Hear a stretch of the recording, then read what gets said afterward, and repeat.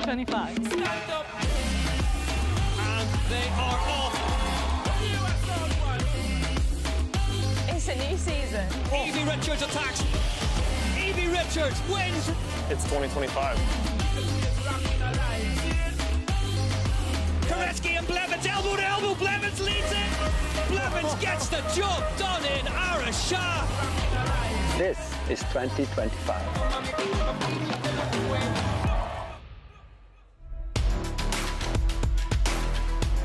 Hello and welcome back to Araxa for the final race of the day, the first round of the Whoop UCI Mountain Bike World Series, the UCI World Cup Cross Country Olympic for the elite men. Getting ready to go here. First of back-to-back weekends of racing here from Araxa. Crowds packing in as we speak. Riders making their way to the grid.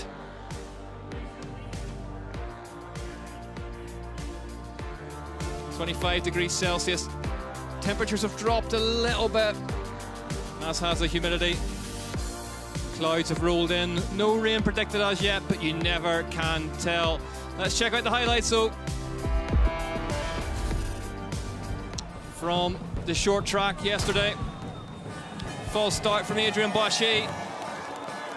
No advantage was gained, so no penalty given.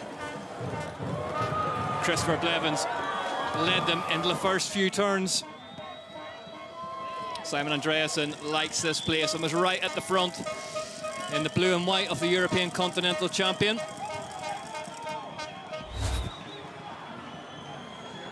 Andreasen won this XCO race last season, will be one of the favourites today.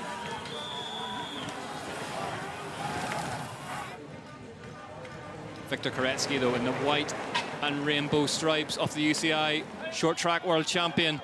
Always a danger man here, as he is in any short track race. Had this little bobble towards the end of the race, and then somehow managed to ride himself straight back on and into the lead within half a lap of that, of being completely off the bike, leaving him to battle his teammate Christopher Blevins on the last lap. Blevins attacked up the really steep climb, and watch this. Bar-to-bar stuff from the two Specialized factory racing riders. Blevins got bumped wide, but it actually worked better for him and sprinted to victory.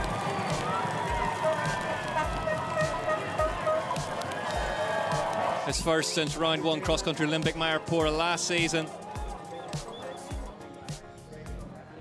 Christopher Blevins from Koretsky, from Matisse Cesaro, superb ride from him. Then it was Litcher and Saru. Some of the young guns hitting home, but a rider starting his 21st UCI World Cup season for Scott Schramm MTB Racing is none other than the GOAT himself. Nino Schurter is back in Brazil. Once again, the all-time World Cup leader, Nino Schurter! Yeah, it was just one of those days. I already could feel in the morning everything is perfect. I feel great, I recovered well, and it's a track I love. Nino Schurter going for his 36th win. Unbelievable. Yeah, those days getting a bit harder for me to take on again, as I'm not the youngest anymore, but in Val di Sole for sure everything came together. I'm super thankful for, yeah, I was able to have another day of those last season. And then, yeah, Olympics didn't went as I wanted. And from there on, it was more a bit of a struggle towards the end of the season. But yeah, I've had a really nice off-season, took a bit of a longer break. And yeah, started already racing with winning the Cape Epic. So yeah, can't complain about my time since last World Cup, yeah. Lenzerheide for sure going to be my big highlight of the season.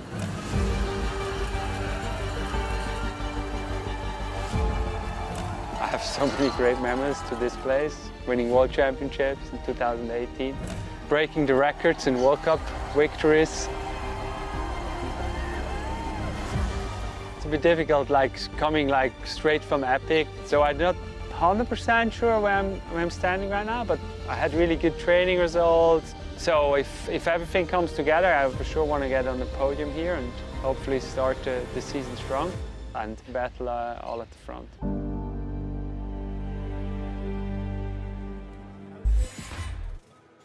Nino Schurter heads to the front line of things for the 21st season. Well, Josh Carlson has been out on course. Brace yourselves.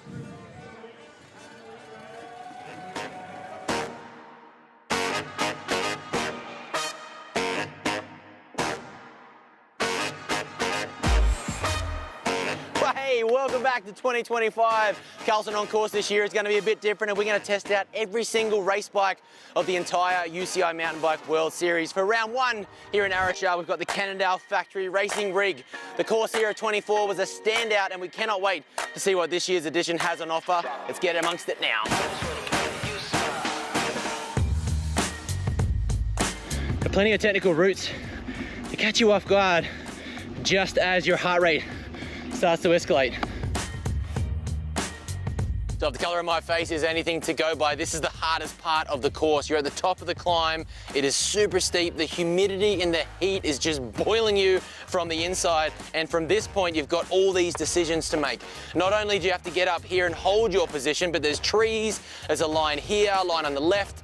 That line in the middle then splits into two, which splits into two on the left and two on the right. There's so much going on in this one section, and this is where your heart rate is at its max. This descent through here is so gnarly.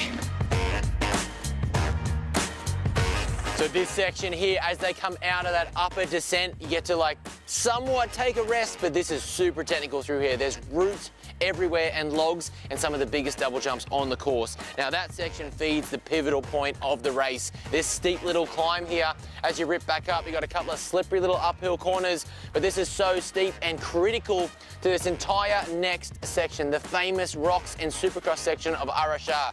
This is so brutal, but you must be in the right position, because if you get the wrong position here, it is detrimental the whole way down the next supercross section. Let's go and check it out now. Through the rock garden, off the step down.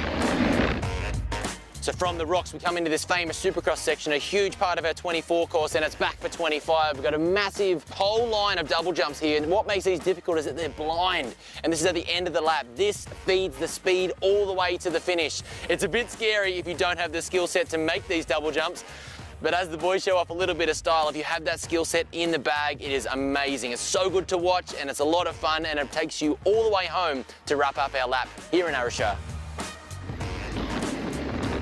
Wow, what a track here in Araxa to open our 2025 Whoop UCI Mountain Bike World Series. All the favourites that we know and love and more. Stay tuned for the racing. We'll see you trackside.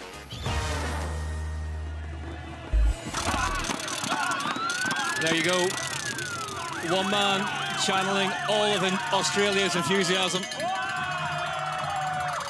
Getting ready to hear now from Specialised Racing's Christopher Blevins. You're having a cracking weekend. You did well in the short track yesterday. How confident are you feeling today? Yeah, good. It's a lot of laps out there. As you saw in the women's race, it shakes up quite a bit. So, you know, I'll be patient out there, be fluid, and yeah, but I'm feeling good this morning. Where do you think you're going to be able to capitalise? I think it'll be a bunch of chipping away at it, and then it'll for sure be a biggish group, you know, small time gaps in the last two laps, so hopefully I have the legs for that. Good luck. Thank you. Blevins sounding positive ahead of this one, as well he might. Was superb in the short track. Can he do the double?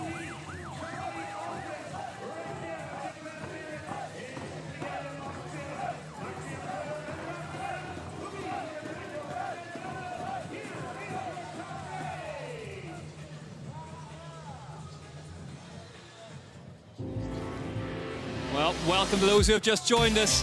What a time to arrive. Nino Schurter taking on his 21st UCI World Cup season of racing. Gets ready to head to the front row. The GOAT is here. Got a win in the cross-country Olympic last season. Fancy's doing a bit more than that this season. Val de Sole was good. Araxa may just be even better. Luca Braido for Willie Vittoria. The big Italian. To go back a couple of seasons now for his last wins. Would desperately like to get back on the top step. The Italian national champion.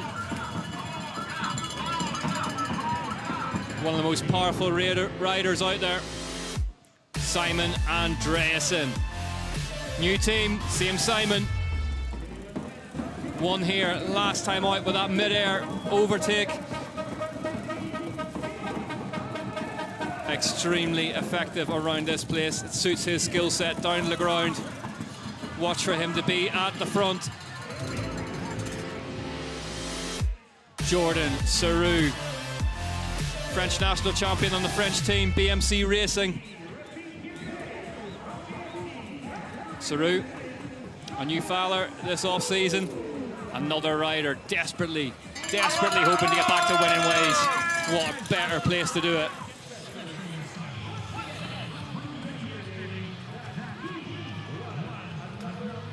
There we go.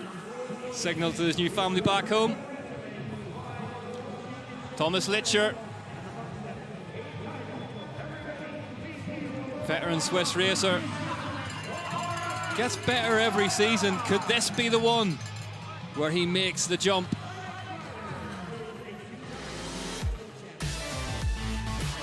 But one of the most talked about riders in the pro paddock, Matisse Zaro, proven in the short track yesterday that last season wasn't a flash in the pan.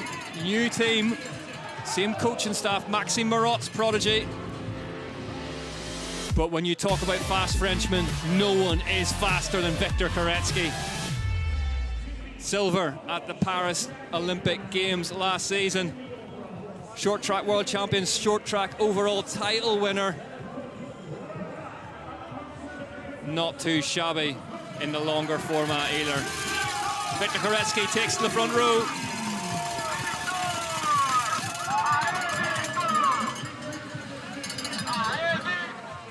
But it was this man, his Specialized Factory Racing teammate, Christopher Blevins, who took the win in the short track World Cup. Got to go back around about 12 months for his last cross-country Olympic win. That's not to say he couldn't do it again here today. Blevins out-victored Victor yesterday. Was confident, was aggressive. What is Chris Blevins version 2.0 going to be like today? Cross-country Olympic distance.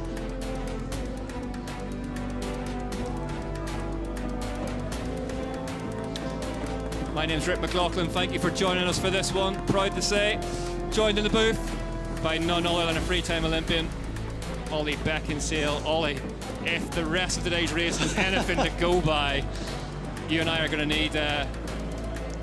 need everything we can get through this one. I'm going to need a lie down later. That is 100%. Maybe a Caparino or two and then a lie down. Like I said, that women's race, a mixture of old favourites and new faces getting the top five, and I think we're going to see the same in the men's. Here we go, they're about to go under starters orders. Wait for the red lights, then they will go green once the starting pistol's fired on this UCI World Cup season.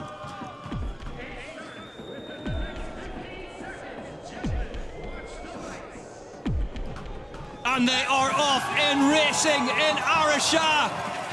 And it's Nino Schurter with a really strong start down the right-hand side. Simon Andreasen, though, in the green of Orbea, leads them off the line, and a huge crash further back. Absolute carnage further back down the field. We'll need to see a replay of that one. In the meantime, though, A bad stop for Matisse Zaro as well. Missed his foot, didn't clip in as cleanly as he would like, drifted back into the teens. And a big scrap. We've got this long, fast section, but everybody wants to be in that top 10 for the first technical climb. Just as we saw in the under-23 men's field, riders down on the deck. As far as I can see from our commentary booth window, everyone back up on their feet. We'll bring you a replay of that one, but for the time being, let's rejoin the race proper and find out just where the pinch points are going to form on this first lap.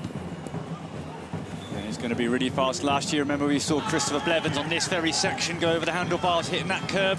Christopher Blevins, who then set the unofficial record for most overtakes in a UCI World Cup race, is currently leading this one. He's made amends, that's for sure. He's cut further than he did last year, that's for certain, yeah.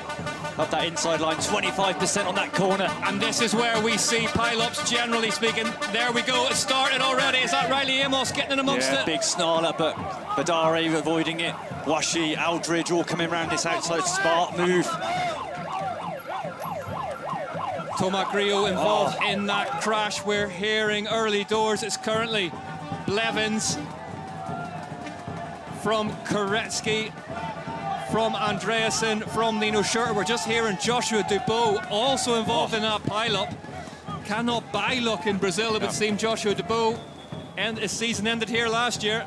Yeah, a couple of riders with big results, podiums in the past, but due to last season's ill effect, having to start further back and a victim of that crash. Martin Vidari up in 8th place as well, one of many people's dark horses for this race. Saru in 10th. Here we go, Ollie, talk us through it. What's the bottom of your screen? Yeah, I'm just looking at this one now. Riders just chopped over. I mean, the bars are so wide, but it ricocheted across the whole course. And then it went back the other side again as well. See if we can see it better from this angle. See riders, like I say, it's amazing that there's not a crash at every start of a mountain bike race, but we've seen a couple today. And you just see it here, there, Jens Sherman's, or Pierre de Foymont, I think that is. Whoa. Maybe Andre Zink as well, possibly, just getting caught out there. Tomac Rio involved in that as well. We'll bring you an update as soon as we can from anyone down and injured in that, but yep, shows you how quickly it can happen as they head into this really tricky little route section where it goes hard left around that tree. Schurter goes straight down the middle, Andreasen goes wide. And Nino Schurter as well, starting off, had a good short track. Front row big grid for him, but third position at the moment. Luca Martin coming through as well. Luca Martin, the debut rider in elite, up in 6th place currently. Yeah, current world under-23 champion. Clever tactics from all those riders at the front, Ollie, getting away early out of this carnage that we're seeing in front of us. Exactly the same in a women's race. You've just got to get around this first lap, get back down to that start-finish. If you can be in that front group of 10, that's kind of the first mission completed. The 35th UCI World Cup season well underway here, race number 254. And it started with a bang, huge crash off the start line, but the pace incredibly high, and there are some extremely combative riders at the front of it. Blevins and Koretsky both pushing on at the front, pushing hard. Blevins, Koretsky, Schurter, Andreasen, Azaro, Martin, Zanozzi, Aldridge, Litcher and Vidari are top 10 by my screens in the booth. I'll say not hanging around. Christopher Blevins looks to be a different animal this season. Man on a mission. Like I say, winner of the first race last year in Maripora, but he did it in a different fashion. He did it kind of a bit of an underdog, had a bad short track, and then in the race probably used more tactical skill as much as physical skill there. There's Riley Amos making his debut in the elite as well. Amos currently in 17th place, 7th at the Paris Olympics in the summer. Whoa.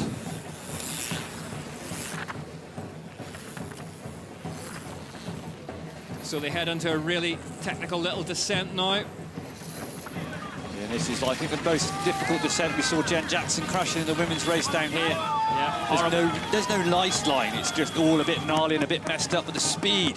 Whoa! Koretsky cutting it fine round the outside of that log. And worth hanging on to this shot if we can see when it gets busy down here. Take the light from your eyes. Vidari just almost scrubbing off that gap. You see some riders going on that far right. We see Matthias Flukinger just coming down that side. A little bit slower touch. The fastest line is straight down the middle, but it's super slippery, sketchy. Ollie, for those just joining us, worth underlining the point that this place has reset the bar for speed and technicality in cross-country mountain bike racing. Came here for the second World Cup last year, and I was taken by surprise. I didn't even have to race it, you know, but the riders were like so technical, so intense, so many difficult features. And another one right in front of us now, 2 big gap jumps, really gnarly, really intimidating. But we see so many of the riders, the races so far today, under 23 women, under 23 men and women, all talking about how they've gone home and worked so hard on their tech skills. Charlie Aldridge in 8th place, but it's his Cannondale factory teammate, Luca Martin, who's ahead of him, 6th place. In this course here in Araxa, it's almost in 3 parts. It's generally a big climb on the way up with 3 little peaks. Really fast techie descent, lots of features all the way down. And then we've got about 1.5 kilometres of flat road going through the start finish, through the tech zone. What we see in all the races so far, there's always a bit of regrouping. So the riders will come down here, they feel safe. No one wants to take it on and lead it on the flat. The race comes back together and it swells back. Sometimes you might see a group now of going back to kind of 10 or 12, and then it fights again every time you hit the climb. Here we go, up this climb for the first time properly. Specialised factory racing, flying information out from Blevins and Koretsky.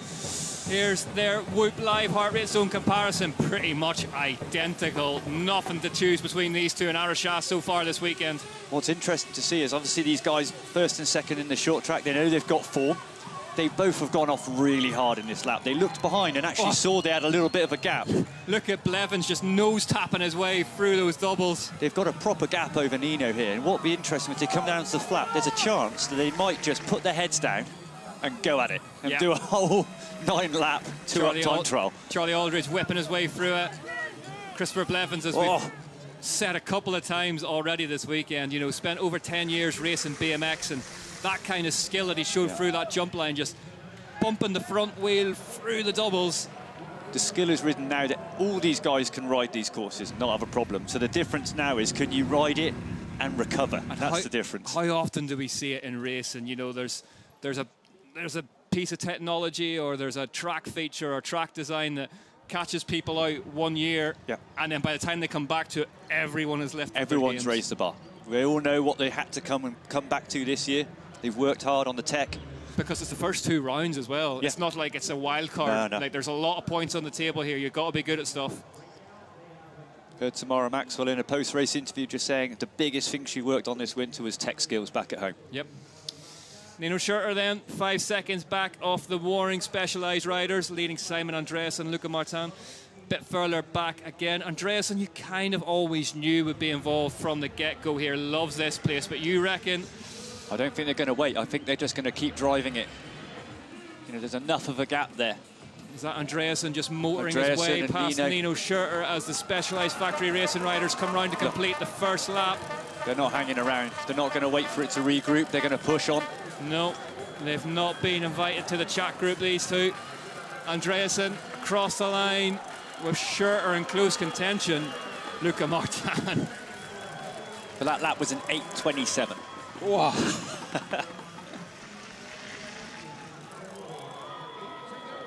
Luca Martin, referred to by his coach Phil Dixon as the French dynamite. You'd never know what you're going to get, but it's usually explosive. But yeah, great season in under-23, stepping up this year. There's a number of key riders that are stepping up from U23s. Luca Martin. Under-23 world champion, of course, Martin as well. These two, though, know what they're doing. Here they are at the bottom of the climb. Koretsky leads them now onto it. This is pretty impressive, if I say so myself. I've never seen 2 guys go off the front. You know, we're going way back to the kind of Miguel Martinez, Christophe Dupuis Sundays, where guys could go, right, we're in the same team, we're going to hit the front and just going to smash it. I love that you've got a Miguel Martinez reference in here. I love it so much. These two, but on the same team, absolutely knocking 7 shades out of the rest of the Pro Pack. And you have to say, in that short track yesterday, I mentioned it as they formed up at the start of the race, that Christopher Blevins out Victor Koretsky in many ways. He was assertive when he needed to be. He led when he needed to. He made the race his own. Koretsky will be kicking himself that penultimate lap. Christopher Blevins launched it. Victor Koretsky found himself too far back, and as a result, got snarled up on the climb, had to make an effort, and I think that cost him the race. But like I say, this is what I expected, a big group to come back together. We've seen it in the other races. But the two specialised riders, they're writing their own script. But what's really, really impressive for me, that post-race interview from Christopher Blevins, where he was explaining the tactics, what was going through his mind, the computations, and all whilst his heart rate's through the roof, lactic acid's through the roof, you're dealing with one of the most technical tracks in the sport ever, and you're still making all these computations as a racer. It's another level. Well, as I resist the urge to make a boy band reference, Victor Koretsky leads the way ahead of Christopher Blevins. 15 seconds the gap back to Simon Andreasen. And both these guys, they're technically in the top level of this World Cup field. So they're gonna work well together on the descents. They're not gonna trip each other up. And also on the climbs as well. They're both in top shape. What do you reckon? Lap about at the front? Yeah, lap each. Koretsky. Yeah, super impressive. Leads Blevins. Well, Ollie's right. They are indeed super impressive.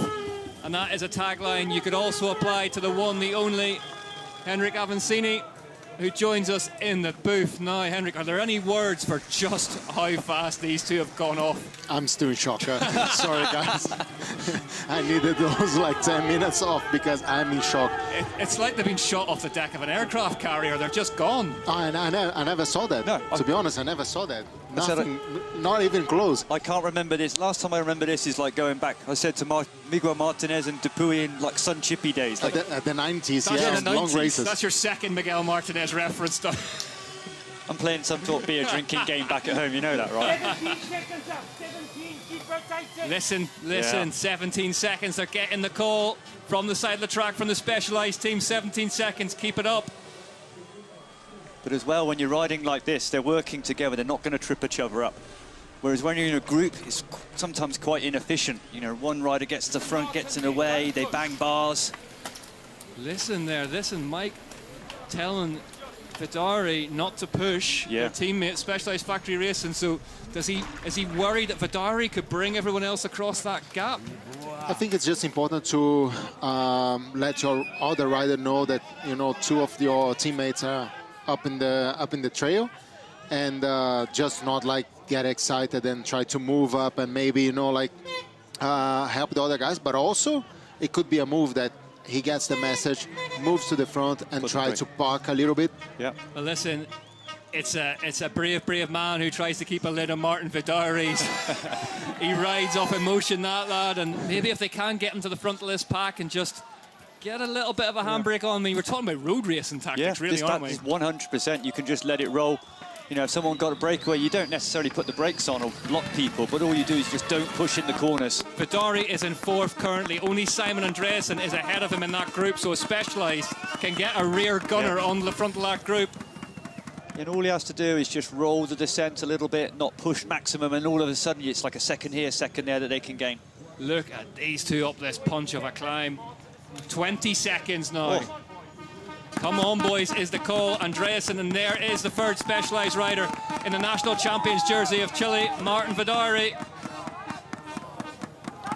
The thing is that it's crucial that the Specialized boys, they stick together at least for a couple of laps, because they need to cooperate with each other now. It's too soon to go all the way on your own. Yeah, you need to ride to the, if there is a weakest in the pairing, you need to ride to that pace. Yeah.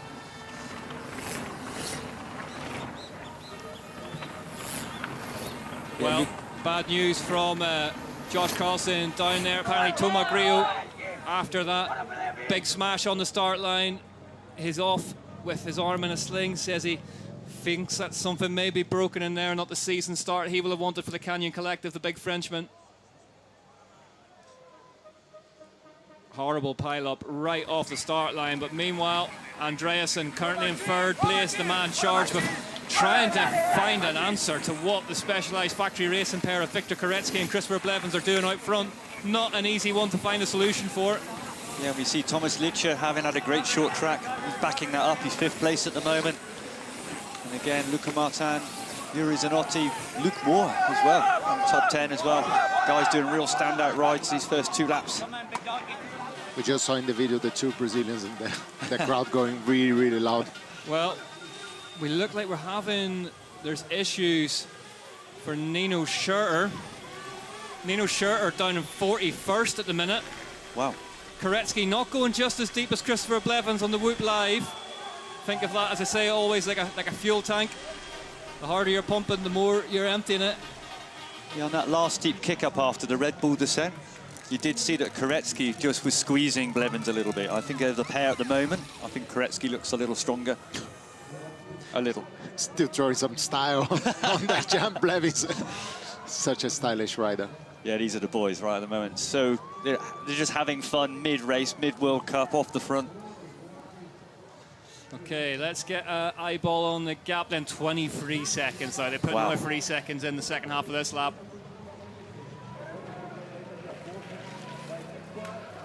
And the thing is that if they keep adding time, at some point the chasing group, it's going to puck. So yeah. They need to do that Especially now. with Vidare acting as a handbrake, you know. This is unbelievable. To have that, to get in the front on that first hill, to fight for it, and then to put this, you know, this is a tactic they would have had in advance, I'm sure, and then to put it into practice. Blevins just taking the lead now, just giving a little bit of a recovery to Koretsky. Nino Schurter in 41st at the minute. We're waiting for an update on him. So yeah, not going the goat's way. Blevins just lifted a hand off there. And as you see now, to get into the time trial formation, hands move to the inside of the handlebars as we await their arrival past the commentary booth. We're at the start-finish line, so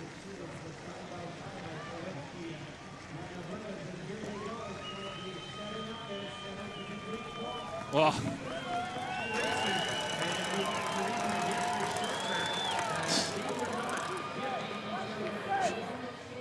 Traveling quick enough to almost pull the advertising board and down with them in their wake. The Specialized pair going like the hammers here. 26 seconds. Let's see what it is at the line. We're looking out the window. Still no sign of the chasing pack. Damage being done early doors here in Araxa. This group needs to get organised quickly, Henrik, and they need to get up the road after them. That's hard, because when they cross the finish line in the look, and they're going to see like 33 seconds, that's huge. Vidare still at the front of this group as well, the Specialized rear gunner. You can see how big this group's getting now as more riders join, and that just proves that the impetus at the front to push is not there. No, we're still waiting on an update from Josh Cross out on course. He says he hasn't been able to see anything too much wrong with Nino so far. Cole Pinchard's way off the back of everyone too. Slightly surprised the new Cannondale rider. Same with Filippo Colombo, who had a terrible time in the short track yesterday. There's Nino Schurter coming across the line. Looks like he's revving pretty hard. He's still in a big group. Maybe just a crash somewhere out there. Can't see too much dirt on him. Yeah, I would guess got to be something like a flat or mechanical. Yeah, 1 minute 9 seconds from this pair back to the GOAT. Nino Schurter. Jens Sherman's 15 seconds back now. Third place. So there are inroads into this gap being made. But that big group came together and there was a big wash machine. Riders moving around. Alex Malakarne. And Galinski setting pretty fast lap times. They're probably pushing each other quite a lot and moving to the chasing group. And I'm guessing it's been a busy week for those two as well. Raced at home in Brazil, Henrik, that brings, it's a double-edged sword, isn't it? It brings a lot of support, but it brings a lot of demands on your time, media attention. It's quite demanding, a lot of like media appointments, activation with fans, but it's a great moment that you're gonna experience not many times in your life, so it's worth to put the extra work. A huge group. Yeah, it's ginormous, isn't it? It's massive, yeah. It's really... Colombo, Forster. This is kind of what we thought the race would be, except the two Specialized races have gone up the road ahead of it. 16 seconds now. Jens Sherman's is recognised as third place by my screen in the booth here. Filippo Colombo's coming through strong. You know, he's just winding through this front group. He'll be at the front of it soon.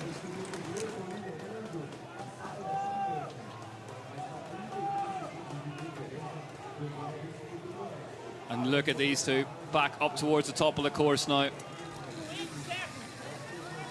Towards the old hotel in the big routes section. Both of them on the same line. Pitch perfect. Lap 3 out of 9.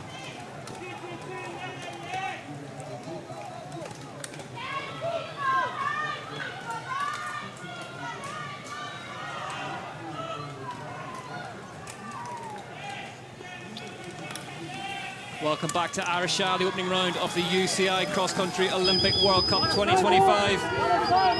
And the specialised pairing of Victor Koretsky and Christopher Blevins are setting this race on fire. The two of them have gone off and are now 30 seconds by our clocks in the booth ahead of the chasing pack, who are still very much all together. That's the thing now. If you see, the riders are starting like touching bars and anticipating braking points, so you start like throwing energy away, and it's still like lap 3 of 9. So that's the main advantage for the specialized boys, having such a big gap, and they can ride super efficient. Specialized do have Martin Vidari in 5th place, so right at the front of that group. We have theorised that he may well be acting as a bit of a rear gunner for these two, just keeping tabs on the front of that group and not letting things get away. Yeah, and the leader of that group chasing at the moment, Max Brandl, Lapierre. I say doing a good ride at the moment. New team for him. Yeah, new team, and he's just riding another one of those riders as well that's trying to step up to be that ton of top 10, top 5 guy. Blevins, the winner of the short track yesterday, won the opening cross-country Olympic distance race last time out in Maripora, Brazil. Didn't have such happy memories of this place. Oh, let's watch the two of them through this descent, though. Blevins leads them. Oh. Koretsky playing with the bike there. Interesting, these guys going on the outside, which generally acknowledged as a bit slower, but I think it sets them up better for that big jump. And then they can just carry a bit more speed. I think as they're going so fast, they need that little bit of extra turn. Well, Specialized Racing's... 23 seconds, 23. Come on, boys. Keep on rolling. 23 seconds, keep on rolling. Specialized Racing's performance chef, Alan Murchison, told me over breakfast this morning that one of these two was going to win today. I'm not going to tell you which one.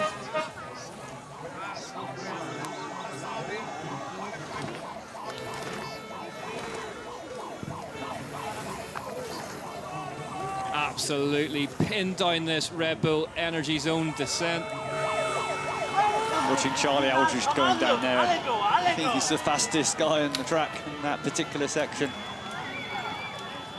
So fast on every technical feature, always stylish, and such a heavy rider. He's a unit. Yeah, he's quite a big guy. Yeah. Adrian Boishy, the 4th Specialized rider, 18th currently for the 2nd year elite rider. So still at the front end of things.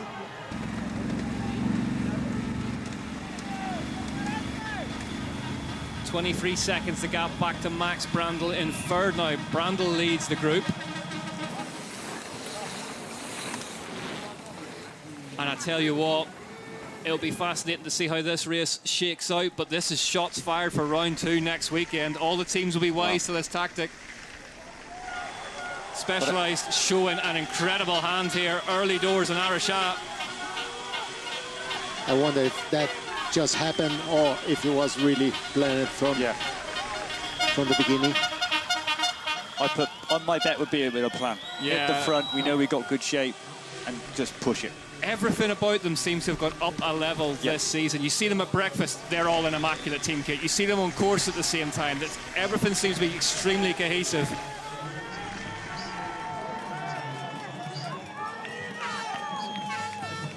Look at these two putting on a show through the Supercross section. Koretsky jumps the whole bridge like it's nothing. You say they're just tucking down, the odd little whip, but between the sections, just relaxing, just trying to get some air in the lungs, stretch the legs a little bit. Blevins looks like he's out for a pedal on a Sunday afternoon on his home trails. They're hardly even breathing, Chris Blevins. They've almost gone back into look like they're doing practice laps together. You know, just piecing it together. Like Henry said, super efficient, not getting in each other's way. Martin Vidari still marking Simon Andreasen in 4th and 5th.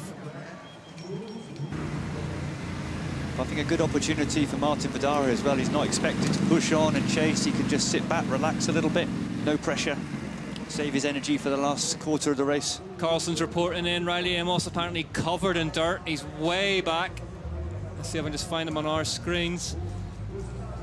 Yeah, 43rd at the minute, making his debut. Emil 7th at the Olympics last season. 1 minute 23 back off the lead of this. So Brandl has built a little 5-second cushion ahead of Andreasen. Yeah, Brandl was fast on that descent that lap. Just getting a little gap. But again, it's not that useful because he's just going to hit the flat and not want to push the wind, and he'll let that big group come back to him. And again, he's gained 5 seconds, but I think he'll just give it away again. Koretsky cooling himself down, ice pack down the back of the jersey. Has a little look round behind him. There they are, the two of them. Head across the line to start lap 4 out of 9. Still flying information, Specialized factory racing out front. They had 35 the lap before. Let's see what's the gap now. If this is a plan, if this is formation flying, then presumably there will be a lap number where the green light will be. 18 seconds to Brandl, so he's pulling it back quite a bit. And he was able to just keep the gap for the chasing group, and that's crucial. Otherwise, everyone would hit group and walk again. Nina Graf, strong showing for her. There he is. Julian Galinski, the current Brazilian champion, currently in top 20. What team? Team Caloi, Henrique Avancini Racing. There we go. You can have that one for free. I try to control my emotion, guys, so please help me. Koretsky leads Blevins at the front. Galinski, though, he looks to be in good form, Henrik, at the start of this season. He's in great form. I think he has the form to be way, actually, maybe a top 10 ride or something like that. But it's about having the experience and feeling comfortable on being there. That's I think that's the tricky part. Oh, good move by Azaro there. It's getting punchy now, and it's Azaro. Matisse Azaro on that new Origin team in the goldie-coloured brown jersey, who's just gone past Vidari. And we were saying before, in the pre-show, weren't we, about we were expecting the French riders, Sarou, to be somewhere at the front. To be strong and at the front. They were kind of predictions that they'd be back on it today. Azaro, though, he's the real deal, isn't he? Yeah. Last season, it wasn't a flash in the pan whatsoever. And he's not one of those super talented French riders since a junior or something like that. So he's building year by year, and I think that just gives also the motivation of stepping up and getting to the top. He was on that Rock Rider Ford team last season, and I think he really surprised them. He stepped in. Joshua Dubois got injured in Brazil, and he was more than up for filling his shoes, Ollie. He wasn't even in Brazil last year. Didn't come to these races. It took him a long time to get into the top 40, to get into the short track. But then when we saw him at the end of the year, banging out that second place in the final. Very good ride by Luc Moir, the South Africa rider, just outside the top 10 at the moment. Super stylish through the jump section as well, Moir. Yeah, now Andrew Ambrosch, Specialized, coming through strong, 15th now. Alex Malacarne up in 19th, ahead of Charlie Aldridge.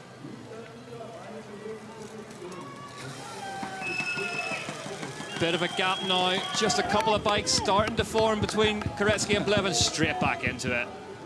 But it's a sign. I would say it's a sign. On the steep climb before, I had the feeling that Blevins was just hurting a little bit more than Koretsky. It was just squeezing. Yeah. We're talking margins here, but margins often decide UCI World Cup racing.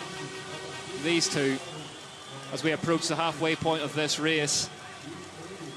Fastest laps last time round. Sorry, total. Lap 1, Koretsky. Blevins, no surprise there. Max Brandl, look at that third lap from him. Yeah. Really fast on course. Malacarne up in there, lap 2 as well.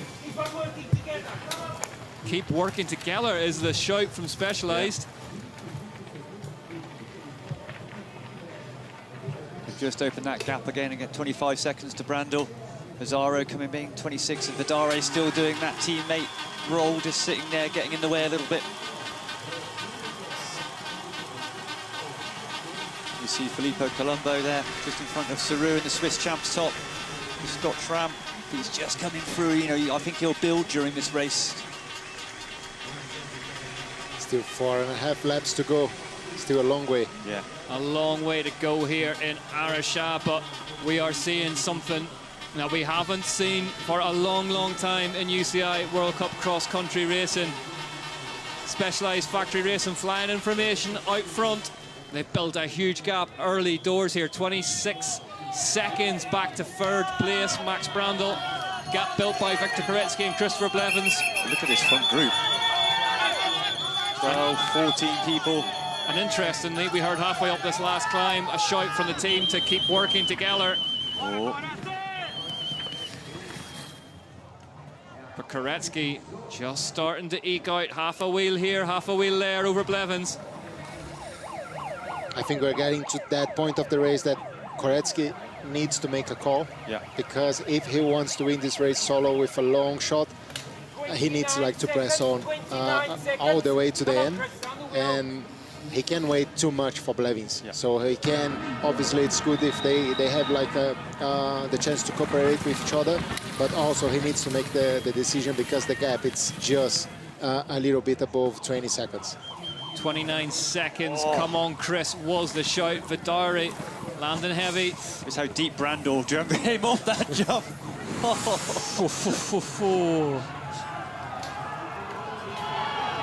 Brandl, Azaro. Lucas Schwarzbauer coming through a little bit, 10th now coming through in that group. Boashi up to 13th now. Yeah, Adrian Boashi having a strong race, moving his way through the pack. He'll be nosing towards his teammate Martin Vidari if he keeps this pace up. Lucas looking here as well, 23rd, not having a great day so far. Just coming through screen. Nino Schurter now in 30th position. Still a similar time frame back off the lead, 1 minute and 8 seconds. So he has passed 10 or so riders. We wait to find out what happened to him at the first lap or two. A rider in this big group as well. Simon Avendetto and Vilja Vittoria as well. Always a rider that will finish strong.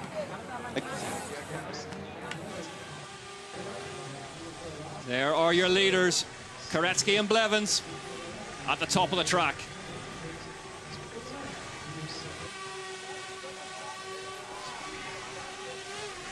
You can see Koretsky just ducks down out of the wind. And watch this.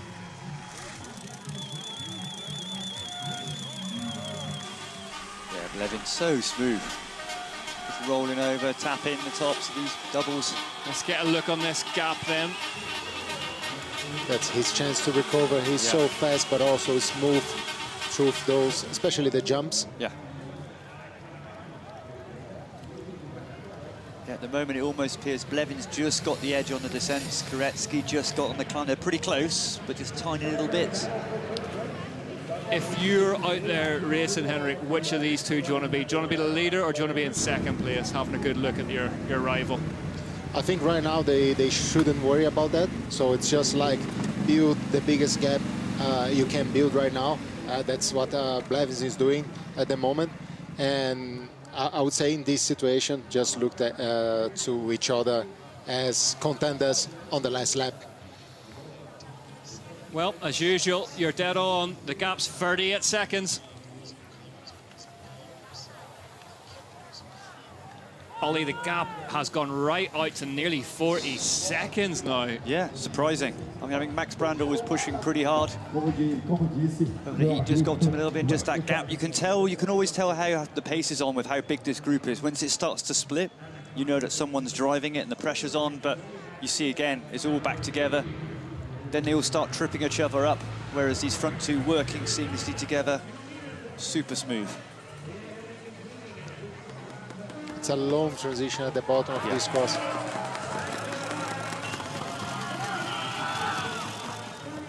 Through the line. Unbelievable speed as they come across the line, the two of those specialized riders. Really important today as well. It's hot, but also it's very humid. Still that humidity in the air, and it's really important for the guys to keep their core body temp. The specialized riders have gone off so hot that it's really important they keep drinking, keep doing the basics now. Keeping the body temp cool, pouring water on themselves, whether it's ice down the top of the jersey. You see Azaro soaking himself.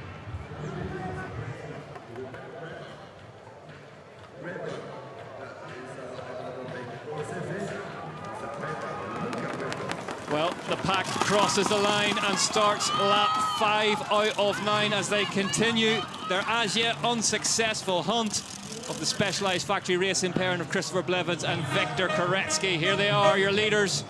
Blevins, the winner of the short track yesterday, leads the way. That was a really big lap. It was just coming back to 20 seconds when Brandel was pushing, but now it's gone back out to 45 again. They'll be well out of sight. The big point will be at the top of the climb where they go past the old hotel with the routes. If they can be out of sight there, that will be massive psychological.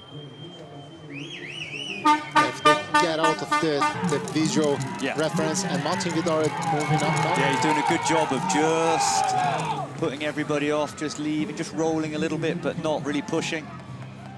Yeah, doing a fantastic job.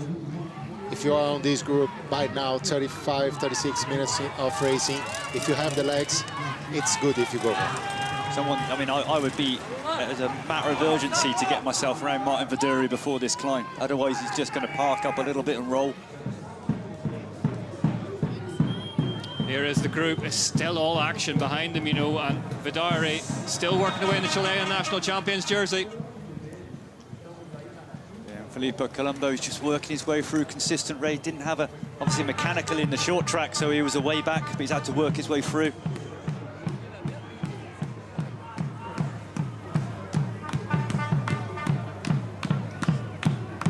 Now, Filippo Colombo, after a really poor start by his standards. Mechanical, he lost his saddle in the short track, so didn't finish that one, so he was having to start quite a way back. 26th on the grid, it took him a while to work his way through and didn't have an opportunity to get with the Specialized guys, but obviously won the Cape Epic with Nino, his teammate, and you know, if you can recover from that one, you're going to be really strong. Ooh. And it's Bastro Skalinski, 11th place now. I'm starting to get nervous, guys. Henry's shaking. I thought you'd gone a bit quiet there for a second. Also, dream would be an ideal performance for him today. If he got a top 10, would be a win. The season goal, it's a top 10, so 11th. He's in touch. Yeah. Chris Blevins has never done a UCI cross-country World Cup double. Viktor Koretsky did one last season back in Lake Placid. Yeah, Lucas Schwarzbauer and Canyon up to 7th now. Good to see. Yeah.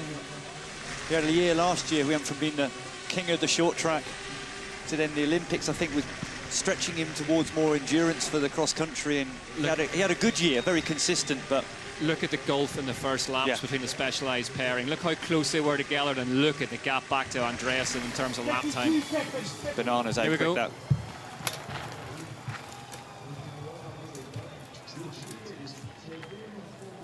Schurter 4th on that fastest lap graphic, but still nowhere to be seen towards the front of this one. He's currently circulating in 26, so he is moving back forward, but he's still, the gap between him and the front is still holding at just over a minute and 7 seconds. So as the riders in front of him are dropping back down, Nino Schurter's continue to hold station. That's the point where the race is going to get heavy. We can see on the chasing group it is stretching a little bit more now.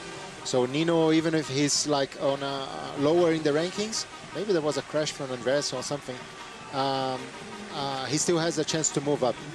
But it's Filippo Colombo now. He's putting the pressure on. He's hit the front. I don't think he's going to hang around and wait. And he's starting to then stretch this group out. The gap's coming back to 30 seconds now.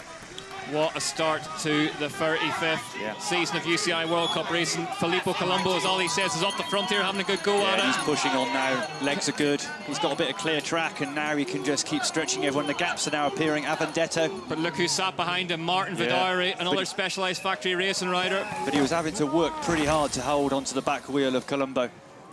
Filippo Colombo, he turned the disappointment of missing out on being part of the Swiss team at the Olympic Games last season into a really strong... 1 second. Come on, boys. Push the down. into a really strong second half of the year. Won Cape Epic with Nino Schurter to start this season. Koretsky and Blevins. Blevins and Koretsky. Pick a winner out of these two. We're getting deep into this one. Lap 5 out of 9. But Colombo's coming. Filippo Colombo from Scott Schramm, whether he's going to run out of track, but he's so strong. 34 seconds back. It's a big ask, but if anyone has the reserves of horsepower, it may well be him. Blevins is looking really good right now. He seems like to have a sharp pedal stroke at the moment. Maybe he just like struggled for half a lap or during one lap, and he seems to be better now. And Henrik, tell us about that as a cross-country rider. It can ebb and flow, can't it, your reserves of energy? Yeah, you ride so close to your like limit that at times you just go slightly over it, and you need like to find a better balance on course, on how you managing your energy. So perhaps that what just happened, and also the speed it's not that high. So if the temperature, the outside temperature just varies just a little bit, maybe it's 1 or 2 degrees, maybe the sun is out, or maybe the wind starts like blowing, that could affect, you know, and you could just come around from one lap to another. Well, we saw there in the Whoop Live data, Victor Koretsky revving slightly lower than Chris Blevins. Is Blevins empty in the tank here in his efforts to stay ahead of the fast Frenchman?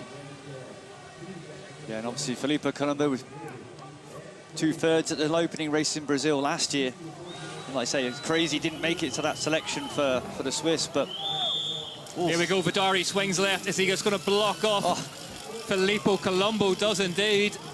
So now Specialized 1, 2 and 3 in the race, and you can bet your mortgage that Martin Vidari is not going to continue this charge forward. He won't be sprinting up this hill, that's for sure. You see just parking up, relaxing a little bit.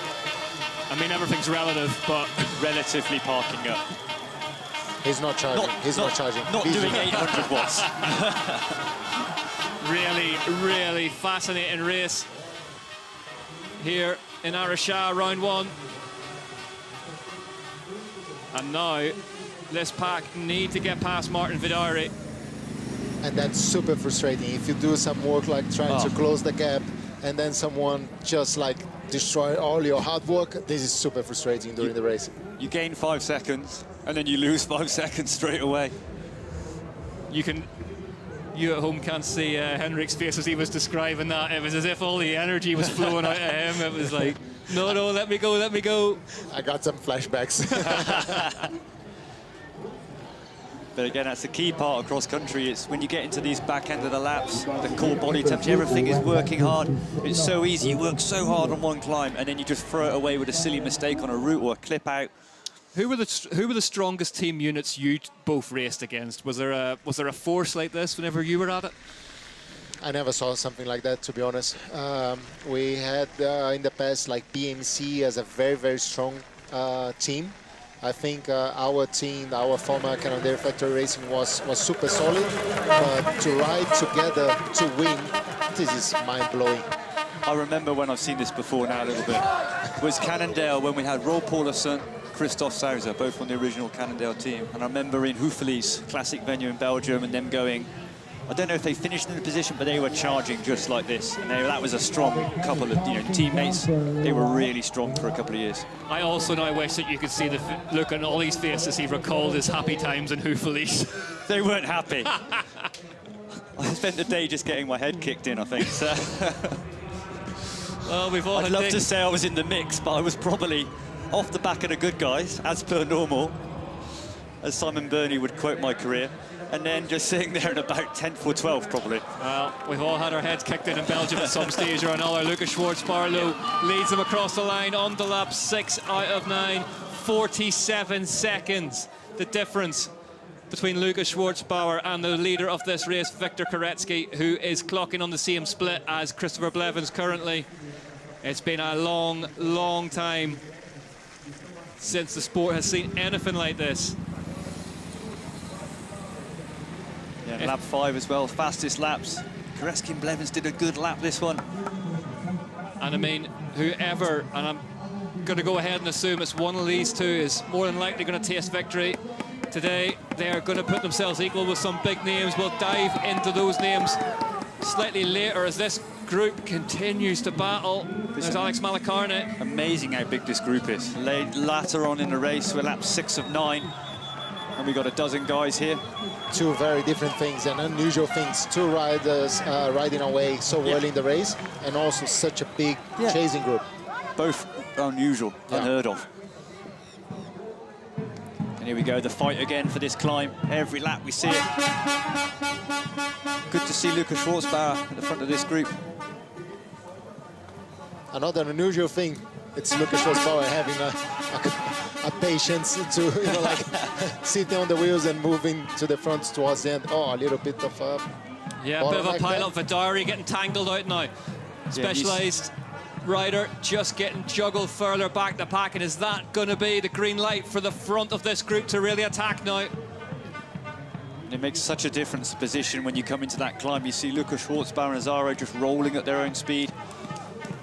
Simon Andreasen got caught out, that pushing him. He's now trying to use energy to move up the outside to move forward, where it's a lot looser. Sometimes it's just better to invest early and throw away some energy before, but be in a safe place. Yeah. That's one of those key sections for me. When you're in a big group, that's a priority to get into that climb. Have you... Galinsky now, 13th currently. Olivier Pereira, 16th, Alex Malacarne, and 18th Brazilians going well here. 3 Brazilians inside the top 20, that would be new. Only Galinsky had top 20 last year on the elite ranking, so that would be one of the best Brazilian performances ever. Yeah, and it's cool when you get a country that gets that strength in depth, and then the riders start fighting at every national amongst themselves, then the level ends up rising. Yeah. Only 2 Brazilians have ever scored an elite cross-country Olympic podium. Jacqueline Moraio, 2005, and a certain Henrik Avancini on 9 separate occasions. Specialized still being roared on here. And it's good news for them, 45 seconds. You know, there was a time when it was slipping to 20, and if you'd heard that after all the effort you were putting in, you know, it was a real pivotal moment. The heads might have dropped a little bit. I think that Martin Vidari has played an absolute blinder here today. He's just been the fly in the ointment at the front of that group that stopped them organising and unionising and getting forward to get to that lead in 2. And also gives you the confidence during the race that I'm doing my job and I can save the legs. I don't need to do the work. I'm just here like to be efficient and to frustrate people. And towards the end, he could like make a move on the last half lap and still be on the podium. Dario Lillo, 14th place for him on his elite debut, excuse me. Really strong ride. Simon Andreasen now down in 17th position, so the Dane not looking likely to make it 2 on the bounce here in Araxa. Yeah, Nino up to 20th now. And still just 1 minute behind. Yeah, so he's pretty much exactly like riding on the at the same pace as Blevins and Koretsky. That's, yeah, something must have happened somewhere at the start of this race then, because the pace is good from Nino. Yeah, Adrian Brochy as well, specialised rider, who did that false start yesterday in the short track. It caused him chaos. Well, we're hearing the news. Charlie Aldridge is out of this one. There he is, stood with Phil Dixon, team manager.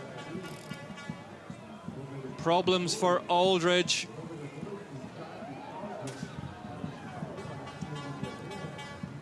You have to wonder why he's stopping there. Everything looked to be, or he wasn't pointing anything on the bike or pointing any injuries. Didn't seem to be having any dirt on him. Legs just not there, maybe. It's hard to say. Unlikely for Aldridge. Maybe just overheating. At times he struggles a little bit with the heat, so it could be the case. I live relatively near him, I understand that. This pace going off now. Schwarzbauer just applying a bit of pressure, and the gap starting to appear behind Boashi. There's a gap now to Andreato. Come on, Martin, back to the front. Come on, Martin, back to the front. You hear the shout there. Specialised. Know it's important. Look at the little rock forming on the way out of that corner. But that was a good pick up there from Mike Specialised performance coach, and just saying, just stall it up a little bit. They're now going to have Boashi, and they've got Vidari in that front group for Specialised. And even if he doesn't do that, yeah, you know, it creates a stress on the other riders' mind. Yeah. Henrik, huge. I mean, we're hearing the chants for all the Brazilian riders here. Alex Malacarne's success last season. What does it mean for the fans to have this round in Brazil? 2 rounds in Brazil, I should say. Yeah, I think it's so special. We wait for that for so long. We had these 17 years of wait to get the World Cup back in Brazil, and then it happened in 2022. It was huge, and everyone was so impressed with our mountain bike community. So it's great to be back.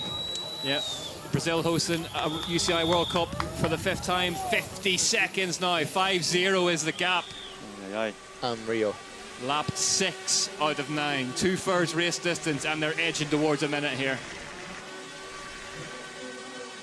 Martin Vidari, Chilean national title holder, in your shot now, has done so much work at the front of this group to foil any attacks, but Lukas Schwarzbauer is driving things on, and if anybody is going to have a good go, the German national champion for Canyon Collective could be that rider. Here they are.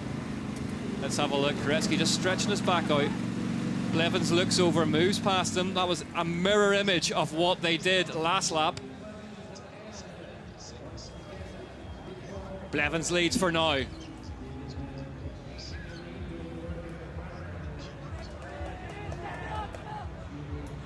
These two absolutely inseparable. Very nice ride by Adrian Burchid so far. Yeah. He's been mixing disciplines, doing some road racing early this year.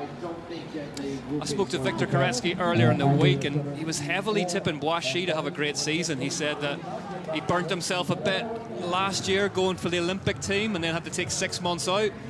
Won a couple of big road races on the way into this season. I think the second one he won was on the Saturday before he got on the plane to come to Brazil. So maybe making good on that promise we thought we might see from him last year.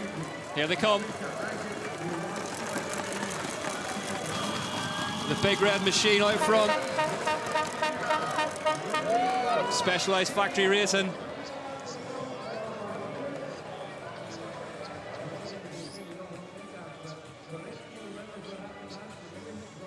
Let's see what the gap is. It's 53 seconds on our clocks in the booth, but they're going to come across the line and we'll get an update on that. Beside me, Ollie Beckinsale shaking his head with disbelief, puff of the cheeks. Yeah, and I think it was exactly as Henry said earlier, when this race was taking shape, there'll come a point, if the gap gets too big, this group then just go, right, that's done, we're going to race for 3rd. Yeah. And it's going to be a podium scrap. So Luca's at the front, but he's not going to drag all these guys round for a lap and then get outdone on the last lap. So I think it's now that it's really suiting the 2 guys out in front. That gap we're just going to see increase, and then these guys having a fight amongst themselves. As the pack comes round to complete lap 7 out of 9.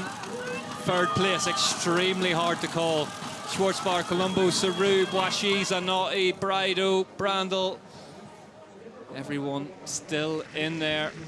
As we see Saru moving up on the left-hand side from the aerial shot in the national champions jersey of France. But also Martin Vidari on the outside, so they've specialised not just having the 2 up front, they've got Martin Vidari, Adrian Groschi just going to sit in there disturbing things as well. There's the young team getting involved at the front of it. It's a little bit more stretched now, but still too close together. Yeah. Mike Posthumus took up the mantle, team manager with 2 rounds to go last season. What a difference he's made. Wow, Nino's back. Nino's made this group. That is absolutely unbelievable as we watch. Is that Azaro? Azaro, yeah. Azaro hitting the deck and is out of this one. Huge impact. You can see all down his right-hand side. Oh, bitter disappointment for Mati Cesaro on the Origin squad.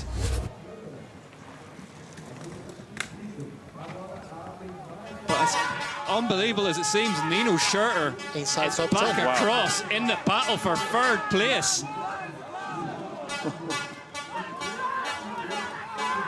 Galinski on our screens is up into 6th now. Almost more important than Nino being there. Sorry, guys.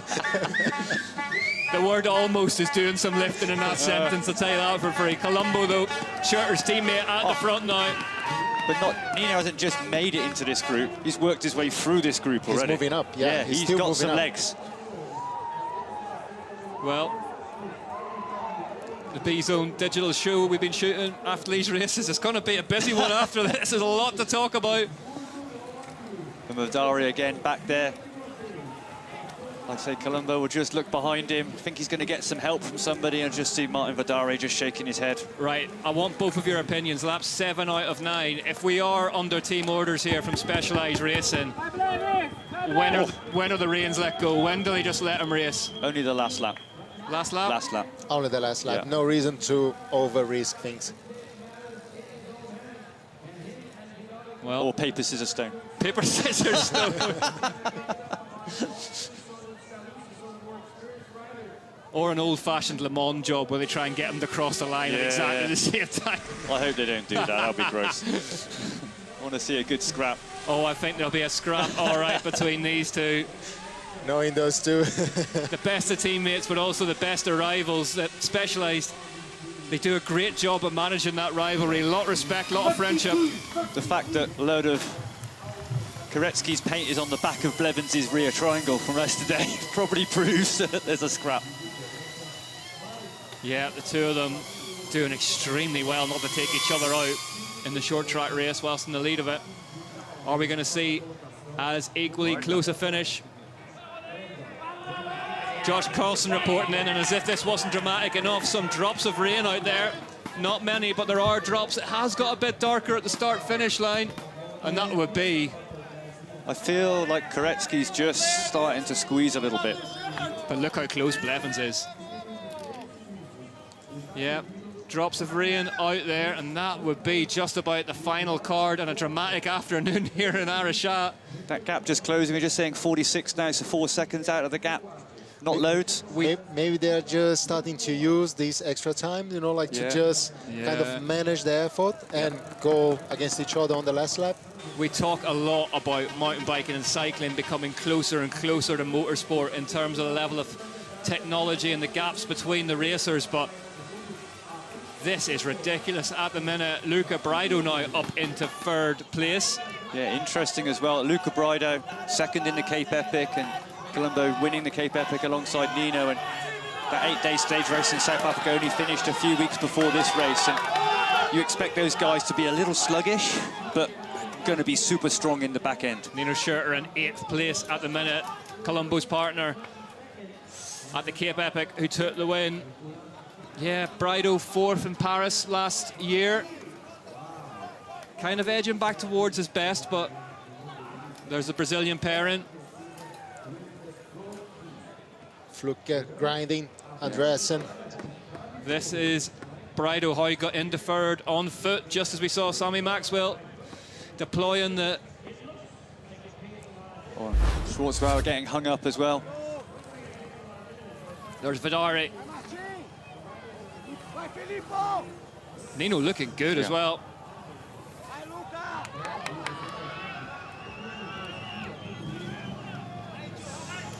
Yeah, pace starting to rise now. Starting to fragment. Schwarzbauer struggling to live with it. Fair play to Lucas Schwarzbauer. He did some digging at the front of that group.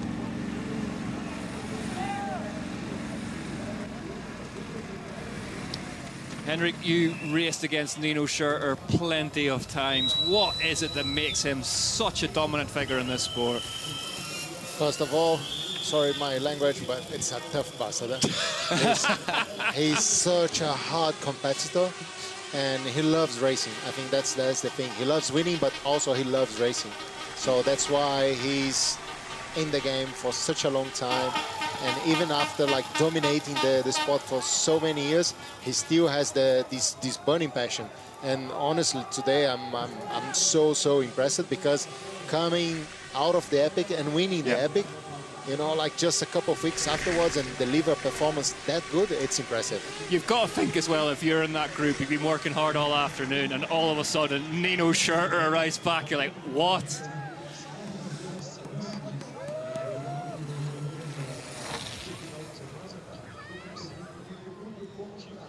We saw that Whoop Live graphic as well. Koretsky continually beaten a bit lower than Blevins here.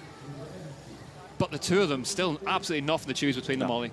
No, I mean, even on the course as well, really hard. You know, we saw Blevins had a lap. Maybe he got a little bit hot and was just off the pace a little bit. But he's cooled down now, and they're so close. You know, they obviously will practice together during the week. They'll train together as well, but inseparable at the moment.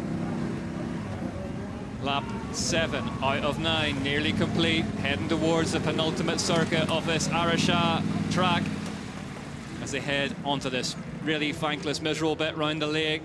Really flat, grassy, full of roots. It'll be interesting to see now. Now we've got Luca Brido and Colombo, two guys with really big engines, you know, and they're going to wind it up in these last 2 laps. You would need the sort of engine they put in nuclear submarines to pull back the 51 seconds. And those guys aren't shy. They're also as well, they're guys that have had podium positions before, so they're not looking just to ride for that. They're happy to chase the win. Who's in 5th though, Martin Vidari, still having a great ride for Specialized Racing. That's a strong group. Yeah, but it's starting to split now. That you can see there's proper pressure on the front now.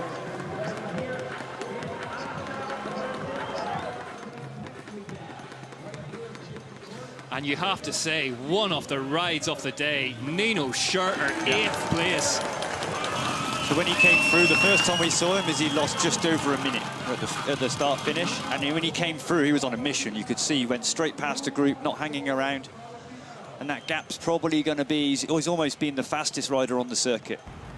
Penultimate lap then, lap 8 out of 9 underway. The gap 52 seconds from the Specialized pairing that have led for the entirety of this race. You couldn't get a cigarette paper between them. And we are heading to the sharp end of things, where there will be a titanic battle for round 1 of this season's UCI Cross Country Olympic World Cup.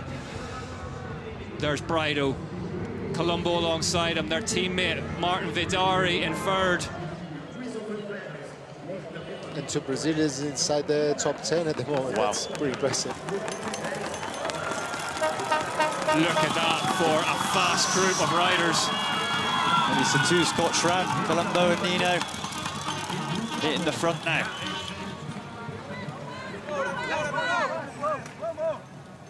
"54 seconds. 54 seconds. But we saw it again, that gap just, Brido pushed on, and then as soon as they hit the flat, they all looked at each other. He took a gel, and then it went back again. They gain 5, they lose 5. That is now a race for 3rd, isn't it? I would have thought so, yeah. That is going to be where that battle is going to be about. Jelinski 11th place at the moment. We heard from the boss man chasing the top 10. Sweaty hands for some reason that I can't explain. Nino Schurter, the fastest rider on course on lap 7. Yep. Just a little gap now appearing between Koretsky and Blevins. Looking greasy on that climb. Martin Whiteley, our in-house stats expert, has been on. In 35 years, 21 men have won the opening round. Both Koretsky and Blevins are in that group. Wow, but it's splitting. This is it. This is it. Here we go. Koretsky looking like he's starting to build a gap ahead of Christopher Blevins. 3 seconds on our screens as this group hits the woods, and it's Martin Vidari at the front of it. And Boishy. 2 Specialized riders hitting the front, chaos behind. Struggling to keep up with this one. 4 Specialized Racing riders right at the very front of it. We need to get back to that battle for the lead. Has Victor Koretsky pulled the pin here and dropped Christopher Blevins? Interesting to see as well if they've let Vidari, they've taken the lead off. They've just let him go. Yeah, I think they have. So much happening right now. Yeah, it's crazy. This could be it. This could be the race-defining half lap. Joshua DeBow working hard in your shot now for Decathlon Ford. Simon Andreasen dropping back as well, just at the back of this group. Winner here last year. I'm seeing 5 seconds between Koretsky and Blevins on my screen. There's your race leader, the first, no, sorry. That's Chris Blevins, so 5 seconds back off Koretsky. And the first time we've seen these two separated on track all race long. Is this going to be the race-winning move? Victor Koretsky has attacked his teammate on lap 8 out of 9, and he's going to go long, Ollie. Yeah, and it's interesting. Blevins now, he's got to regroup. They've got a decent gap, but they're charging from behind. Henrik, what's your view on this? Is this too much too soon, or is this perfectly timed from Koretsky? Well, he's stronger. He seemed to be like strong on that first piece of the course, and Blevins was slightly fast at the back end of the lap. So let's see what happens now. But if he keeps like building the gap like he's doing right now, I think that's going his way. It's 8 seconds. Yeah. It's 3 seconds more than it was just one sector ago. But Blevins still looking comfortable, still looking good. And look at this battle royale behind them. Chaos behind. What a race. Vidari and Boischi, Specialized Factory Racing, 1, 2, 3, 4. But looking at that group, I think the two Specialized riders are now allowed to race. Yeah, they're going to take it on. This is it. They've taken the lead off, as you say, Ollie. The dogs are off. Still in touch, huh? Still in touch. Yeah. He still can see Koretsky in front of him. 8 seconds. This one on a knife edge. Whatever Christopher Blevins does next will decide it. You get the feeling. Oh, heavy contact from Koretsky there. We had last lap drama here last time we were here last season when Koretsky lost the race. His chain came off. Yeah. Down to 7. Down to 7. Yeah, we got that impression that Koretsky was that bit stronger on the climb. Blevin on the descent. Be interested to see how much he can pull back during this. Koretsky looks like he's having a real go down that descent. Just how deep they go into that off the jump. This is it. They are going for it now. Blevins still looks pretty comfortable though. There's Koretsky up the top of the climb. Christopher Blevins trying to match him pedal stroke for pedal stroke. 7 seconds on our clocks. What's it going to say as they come through here? 7 seconds holding now. But Koretsky, it's how strong he is on those little short kind of 10-second kicks. He's got that pure sprint power. And then he can recover and go again. It's why he's so successful in the short tracks as well. Koretsky machining his way down towards the rock section. Where is his teammate?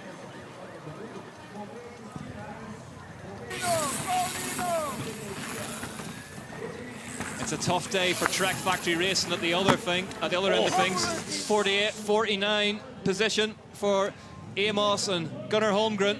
Meanwhile, Specialized, Boischi versus Vidari. That would be a battle worth watching by itself. And who's behind them? The GOAT, Nino Schurter. And Matthias Flucking are coming through as well now. He was back in the 20s at one point. He was struggling the whole race in the tail of the group. It's like somebody's just shuffled the playlist all of a sudden and we're trying to struggle to keep up with it. But that's the thing with those old dogs, experienced riders. They can sense when it's the real moment to charge. And you said it yourself, fairly tough as well. 6 now to Blevins. He's just pulled back a couple on that descent. Chris Blevins ain't done here. Look at the Whoop Live. 168 plays 189. Both of them well into the red zone. Yeah, it's max time now. This is it. They're heading towards it.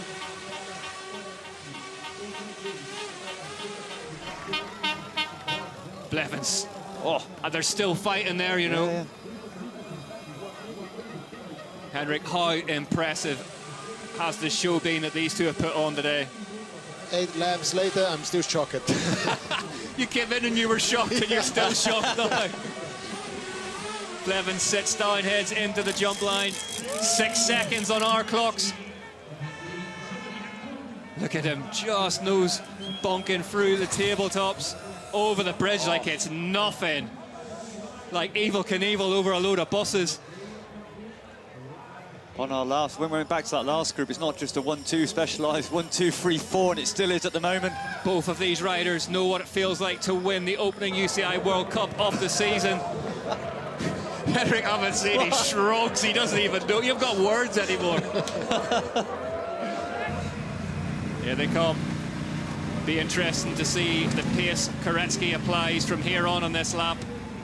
But let's remind ourselves as well, Nino Schurter, I don't know, it must have been a mechanical, a flat or something. He was 44th at one stage. A minute back. He's still now basically a minute back. He had to come through those guys, get back to the front. Yeah. And what can you say? It's not just like the time he lost, but also like all the overtakes that you need to do. So inefficient. Yeah, exactly. 7 seconds. Koretsky looks again. Head down. How do you play this one? How do you play this last lap if you're Victor Koretsky? TT. TT, take it on. TT. Time trial it is. Every inch of this track is going to come into play on the last lap here at round 1 of the UCI World Cup in Araxa. Victor Koretsky will hear the bell. He takes a drink. It's now up to him. This is goosebumps stuff as Christopher Blevins goes on the hunt of his teammate Victor Koretsky. They've been inseparable all race long. It is all going to come down to this final lap. What was interesting, I saw Blevins had a really good hard stare to the right just to see who was coming, what was going on. It's 9 seconds now, 9 seconds after that flat section, so Blevins has work to do as things stand.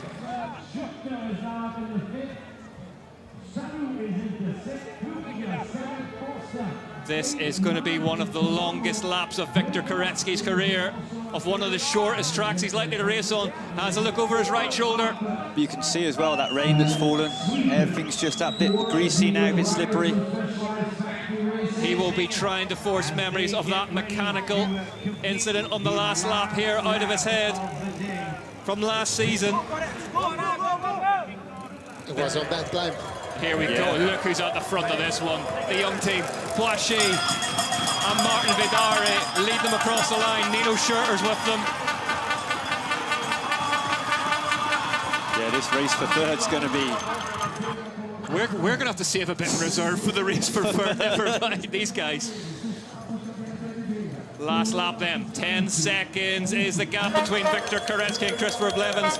Simon Andreasen not going to be his today. The Dane currently in 21st as he heads out onto the last lap. Yeah, interesting to see the fastest lap, that one, Koretsky, but what a big lap for him. You see, it wasn't that Blevins slowed, it was Koretsky that accelerated. He took 9-10 seconds out of everyone in that lap. 4 Specialized riders inside the top 6 in that. Yeah, big lap for Koretsky. Flukiger now back to 7th. Ahead of Filippo Colombo, Lars Forster in 9th, Luca Braido in 10th. Nino pulls a podium out of this one. Impressive. Wow. 3 Brazilians in the top 15, Henrik. That's historic, yeah. Here we go. Let's get an update on the gap. Koretsky, it says 10 seconds. 17 now. 17, that could be all she wrote. That last lap, and like we saw from the stats, it was Blevins had a good lap, but it was Koretsky really nailed it. Look, we've been here before. Victor Koretsky had a commanding lead this time last year. Nino moving up on that group now. If Nino Schurter gets on the podium today, it will be one of the most impressive rides I've ever seen him do, and that is saying something. But this big group's been amazing. As Flukinger's come back in, we've now got Lars Foster, who hasn't even been in the race, now up into 6th. This is nuts. I think it's fair to say the back of our chairs haven't been touched in the commentary booth since this one got underway. Flukiger, Foster, and also Boischi, they all prepared for the season doing some road races. Yeah. They were racing against each other early in the season on a very cold weather. Look at this. Brazilians 12th, 13th, 15th, all comfortably inside the top 20. That would send the crowd here through the roof. And on that note, Brazil's famous son, Henrik Avancini, is needed elsewhere. Do you want me to tell them that you've gone somewhere else and you can stay here and watch this with us? I'm going to the crowd, sorry. Thank you very much, Henrik, for all your time. Listen to them roared on now. Specialized, 1st, 2nd, 3rd and 4th. And Vidari, whether Boischi just let the gap go then, or the legs are starting to go, but he's forced Nino to come round. Nino Schurter attacks Adrien Boischi now. Adrien Boischi, who probably was just about born whenever Nino Schurter had his first season, and look who's in front of him. Vidari's gone off the front. Martin Vidari, the Chilean national champion. Forster's gone for the cross. He's off the bike and on. Specialized 1, 2 and 3 as it stands, with Nino Schurter in the mix. And that fastest lap time, lap 1, Blevin 8:27. With Koretsky 8:27. Wow. Whoa. So Boischi back to 5th. He just got shuffled out on the big route section. 16 seconds now the gap between Koretsky and Blevins, but we've been here before. We've been on the last lap in Araxa with Victor Koretsky when disaster has struck. Oh, Do not take this one as they go free wide into this descent. The Brazilians are coming alive at the back end of this top 20 and are on the hunt for positions. Yeah, Galinski 11th. From Caloi, Henrik Avancini Racing. Who's he? I don't know. Tell you what, he's going to be right down amongst it, whoever he is. Here we go, Victor Koretsky down through the descent. You can see it's getting a little bit greasier in there. Whoa, getting a wee bobble. He'll be Gets happy away to with it for the last time. Happy to have ticked that one off. Blevins has now taken 2 seconds out of it. It's not an air conditioner, it's oxygen tanks we need in the commentary booth at the minute. Victor Koretsky, look at the power up that climb. Wow.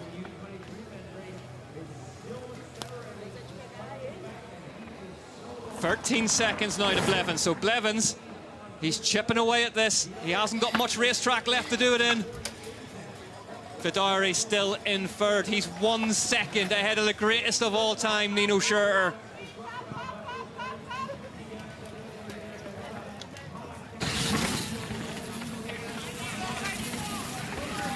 Colombo just skimming that tree on the way through that left-hander. Oh, this is going to go to the line.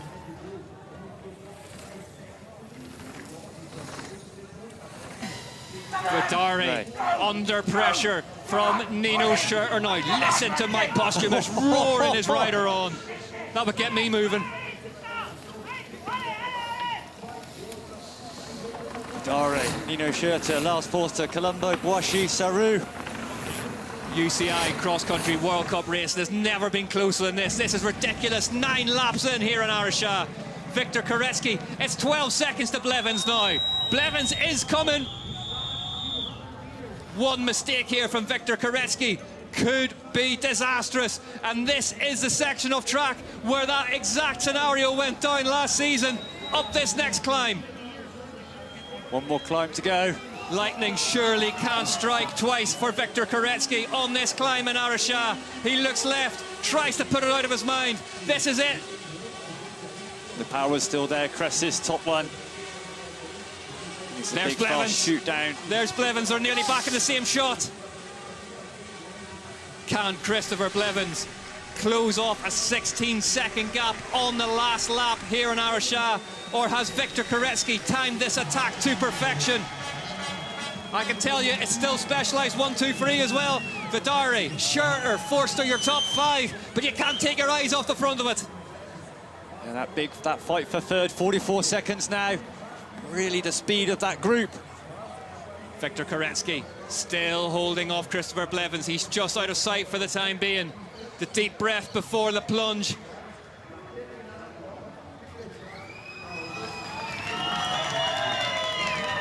This is it. Over the bridge, and now it is time to put whatever is left inside Victor Koretsky into the pedals. 11 seconds to Blevins. He's going to run out of track, Ollie. Wow, no, this is done, but what an amazing performance from Specialized and as well from Victor Koretsky. I've never seen anything go from start to finish. From the first climb, these guys took it on. First time a team has locked out the top 3, potentially in the elite men's cross-country Olympic distance. Martin Vidari, you got to take your hat off to him. All of the top 10 have ridden out of their skin today. None more so than this man, Victor Koretsky.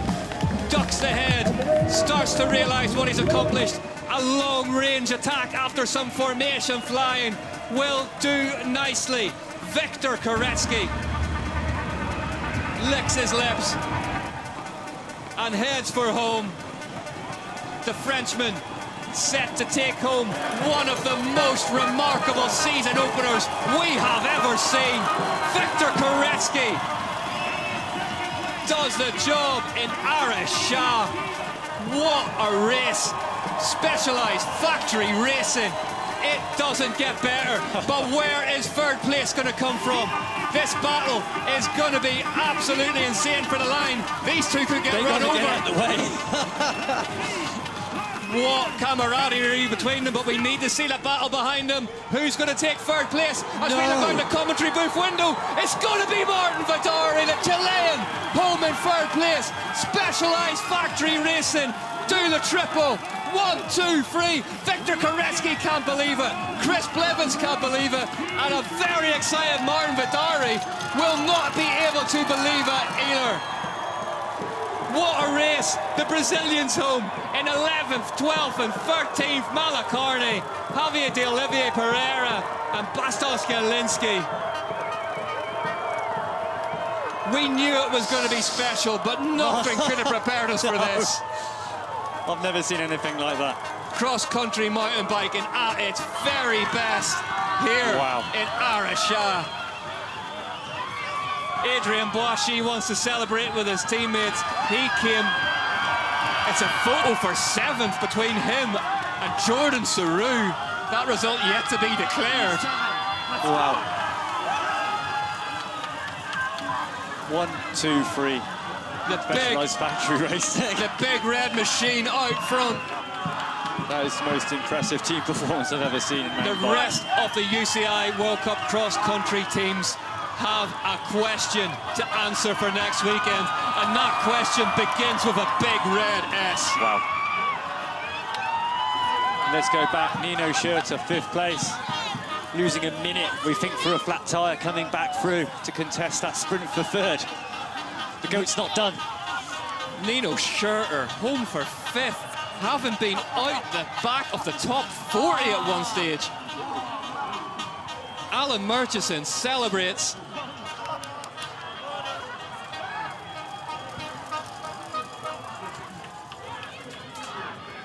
Never have we seen anything like this.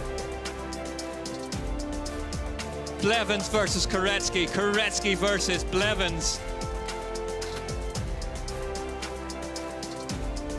Vidari versus the rest of the world behind him was worth the ticket price alone.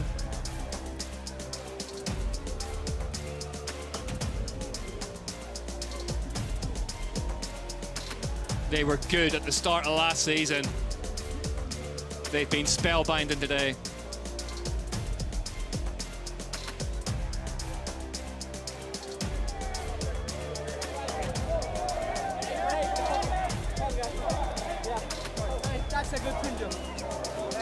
I hope the Grand Hotel in Araxa are making the phone calls and getting a few more barmen in tonight.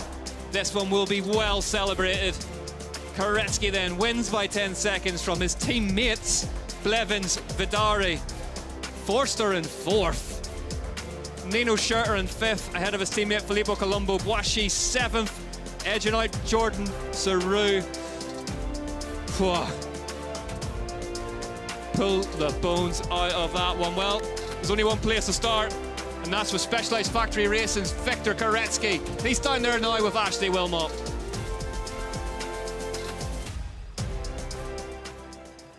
Wow, what a race. Super Sunday for Specialized, but ultimately, Victor Koretsky, it was your race to win, and you went and did that today.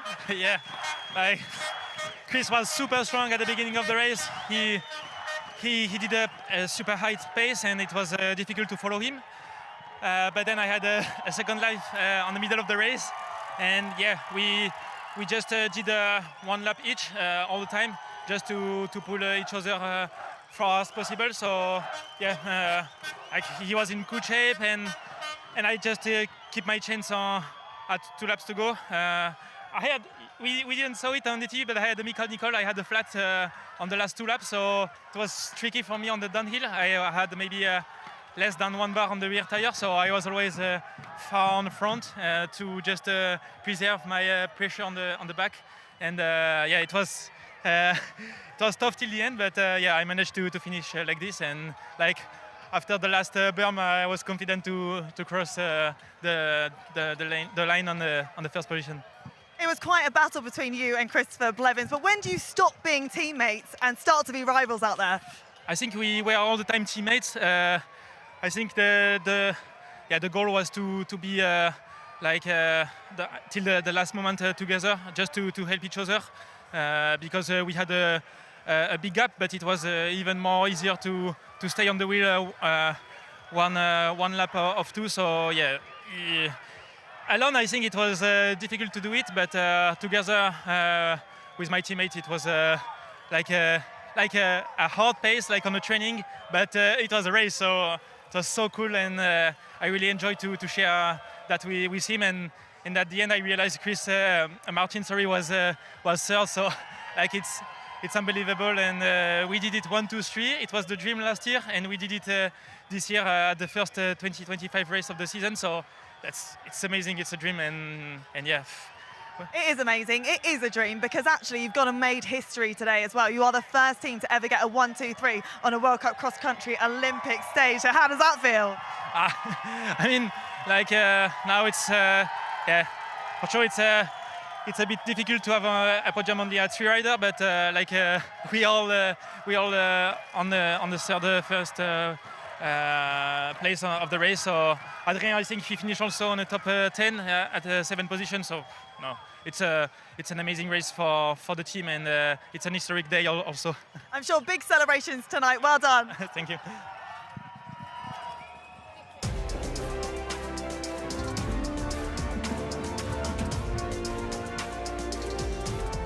There is the lap comparison then.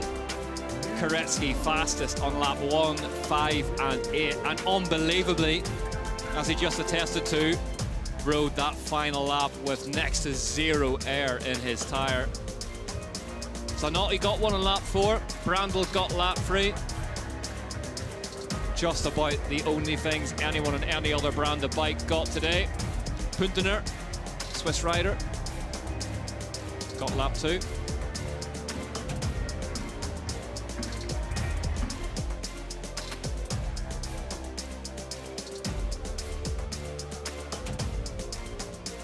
And that's 3 out of 4 of them. Look at Blevins. Where's Martin? Where's Martin? There. Brazilians celebrating with their fans.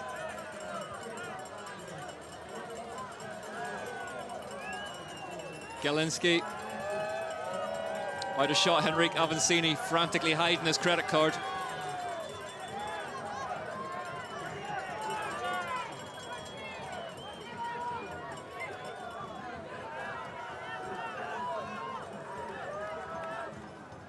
What a race.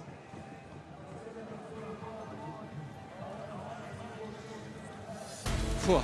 Here are the overall standings after 2 races in short track and cross-country Olympic. Koretsky leads the way by 35 points from Blevins. Martin Vidari, their teammate, in 3rd. Lars Forster, the first non-specialised rider, in 4th. Then Schurter in 5th. Salvaged that well, didn't he? The greatest of all time. Luca Braido, List, Zanotti, Flukiger in 14th. Brandl in 15th. Andreasen down 16th, not the start he would have wanted for new Team Orbea.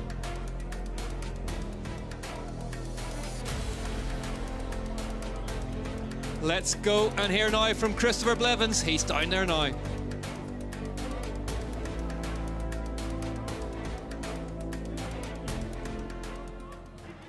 Chris, what a weekend for you. It's unlike anything we've ever seen before. You were smiling throughout the whole race. Talk us through it from your perspective. Yeah, I mean, the best moment was 1 lap to go. I was cramping a little bit and just couldn't hold Victor's wheel, but then I saw Martin and Adrian 3rd and 4th on the number board, and yeah, it was kind of ridiculous. I just couldn't help but, like, you know, chuckle. It was just brilliant. It felt like a dream out there, you know. Just, you know, didn't see anything other than the lead or Victor's wheel for the entire race. And we just executed it to perfection. You can't really plan those things, but when we get an opportunity like that, we have to seize it, and that's exactly what we did. So just really grateful we had that day, yeah. We know your teammates, your friends, but you're also rivals. So when does that start to creep in the race? Yeah, I mean, I don't know. You know, it's both at the same time, and today was like the perfect example of Victor and I worked together. It was the best thing we could have done for ourselves and for each other. And then he was just stronger in the end. Martin, you know, MVP, definitely like controlling it from the back, which that is really hard. You know, if anybody who's raced road knows how difficult it is to control a peloton, let alone, you know, over a course like this. So Martin was super strong, and yeah, I mean, the best teammate I could ask for, you know, in the peloton. Great to talk to you. Congratulations. Thank you. There you have it. Blevins giving Rider of the Race awards out to his teammate Martin Vidari. who allowed these two to get away and to race their own race. This is the point where Ollie and I genuinely worried they're about to be run over. But after a race like that, you have to celebrate, and how that Specialized team managed to keep the rivalry in check, I don't know, but here's one of them, man of the match, Martin Vidari. Martin, congratulations, a historic day for Specialized. Talk us through it from your perspective, with your teammates leading the way today. Yeah, it's just insane. You know, we just see this team tactics maybe on the road, but man, with the opportunity that Victor and Chris had at the beginning, I was the one to maybe do the job. I just tried to control the race all the time. I felt insane good, but I had that feeling like, man, I need to slow down a little bit the bunch. I need to get my teammates some gap, so I tried to control. Then on the start finish, like the group was so big, like 20 guys. I trying to fight for positions, so I was 5, then fucking 20, then again in the front. It's just so messy, but at the end, I bring it home with a 3rd. My teammates won, but it's just insane to bring us a team, and I sacrificed a little bit to get that gap too. Apologies for the language, emotions running high here. How much confidence does this give you? Does this give the team heading into a fantastic season we've got ahead? Yeah, I mean, it's a long season. Brazil is always special for me. I really try to prepare this one. So let's see from now on. It's also an individual sport. It's hard to make tactics, but at this course, like when you have the gap, maybe you can go. So we will see. It's just insane. I felt good, and I just can't wait for more or for win this shit one. A big party for Specialized tonight? Yeah, let's see. We have another one next week, so I hope we can party maybe in a week. Well done. Thank you. Well, apologies for the language, Martin Vidari, overcome with the emotion of it. And we were right. He was controlling that group behind him. How? I don't know. But then there's lots of things about the day I don't really understand. This I kind of do understand. Martin Vidari celebrating with the Chilean fans. They've been chanting his name all week long. Huge, huge star in his homeland. Even more so after today. What a brave and clever ride from that young man.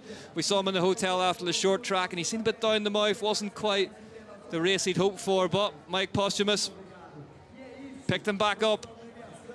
Let's head down, though, to the simply remarkable Nino Schurter is down there with Josh now. Nino Schurter, that was quite the race to start the season. Talk us through those first couple of laps. Yeah, I had a perfect start. I was at the front, but Koretsky and Plevy put up quite a speed pace, and yeah, then I made a mistake in the downhill. Had a puncture, yeah, and lost quite a bit. But yeah, quite happy how I came back. But yeah, I was all out for a few laps, so well, yeah, happy with my 5th place.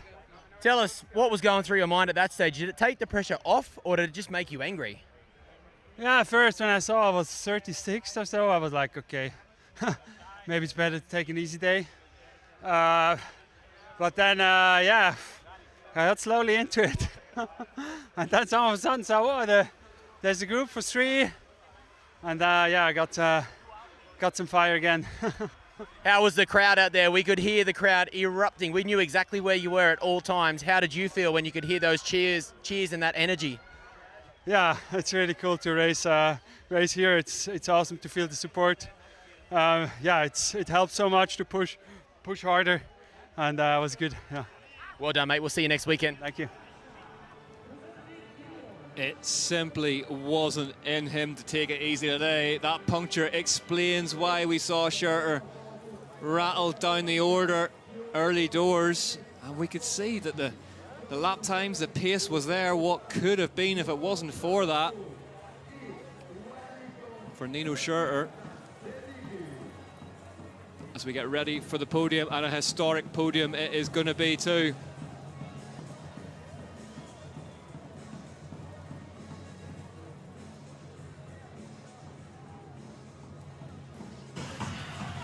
Martin Vidari. Chris Blevins said he was the rider of the day for him, MVP. This side.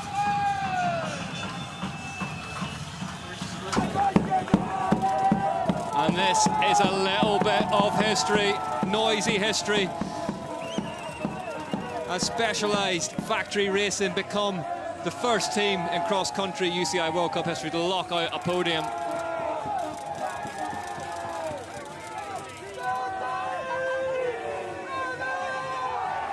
Martin Vidari gets his cuddly capybara. The drums actually got a picture of him on it. That is staggering fandom right there.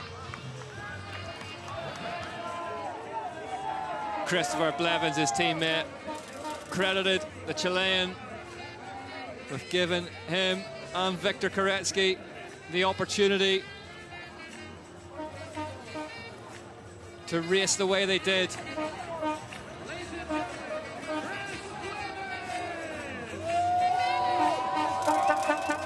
Blevins, second place today.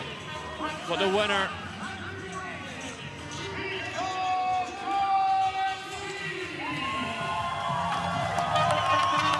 Victor Koretsky, takes a frankly phenomenal win here in Araxa. One of the most remarkable UCI World Cup races I think anyone has ever seen.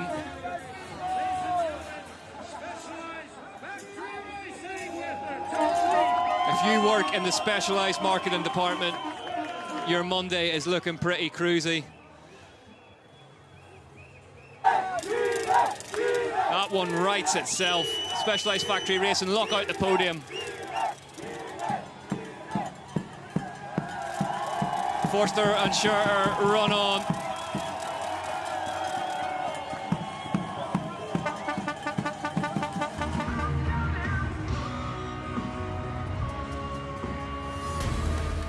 Koretsky, Blevins, Vidari, Forster, Schurter, your top five. Filippo Colombo, Boischi, Saru, Schwarzbauer, and look at that, Javier de Olivier Pereira up in 10th place.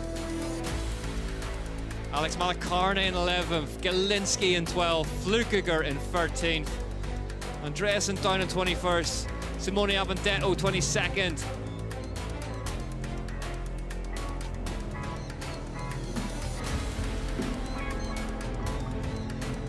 Dubois 35th.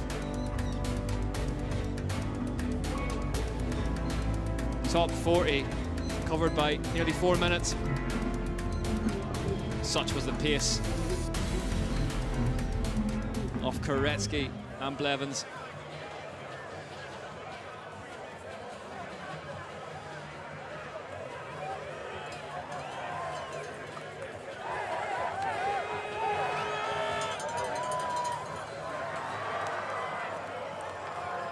Chilean fans catching the capybara. Let's have a look at what all this means, though. It's Martin Vidari's mother celebrating with them down there. Let's have a look at what it all means for the overall standings then.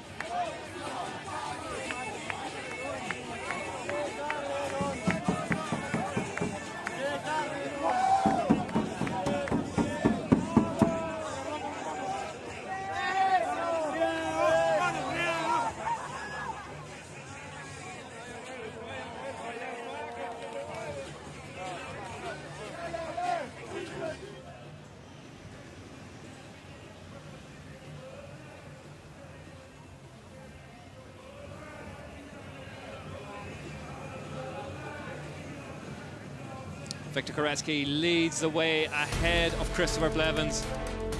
Martin Vidari in third. Forster and Schurter, the Swiss pair, in fourth and fifth. Then Saru, Colombo, Boischi, Schwarzbauer, Lilo, Brido, List, Zanotti, Flukiger, Brandl, Andreasen, Malacarne, Bastos, Galinski, and Xavier de Olivier Pereira. Luke Moyer rounds out the top 20. Great start to the year from the South African.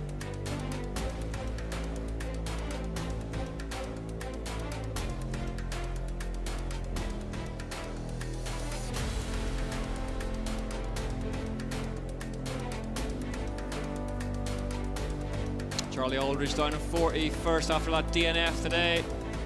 The start of the year, he or Cannondale Factory Racing will have been looking for. Riley Amos Similar story in 55th. Was down hard somewhere out there. Another Camdale factory racing rider, Punchard, 60th in the overall after 2 point scoring opportunities. So work to be done for some teams. Well, work to be done for every team who isn't specialised. Nino Schurter celebrating with the fans.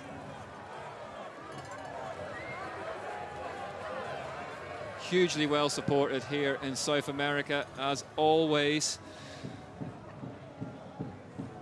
as he is just about everywhere that we go to.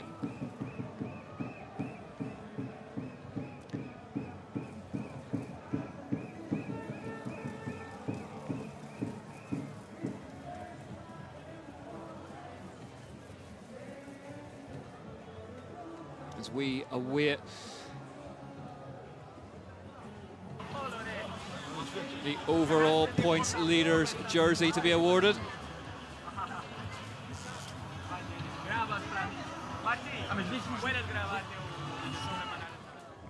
And it will be awarded. Bit of a spoiler there, but fairly straightforward one to guess. Victor Koretsky. Ollie and I both commented earlier in the week that he seemed like a different Victor Koretsky in and around the hotel. Just relaxed. Chilling out. Pressure off after the Olympic year. Well at home on specialised factory racing. Very little to prove to anyone now. Koretsky. And that can make a rider all the more dangerous.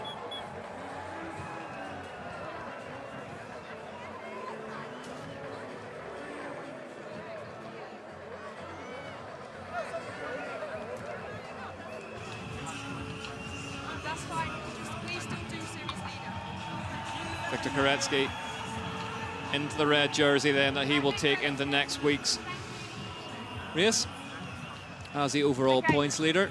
Not a massive departure from his regular team kit. It's like a little game. Yeah.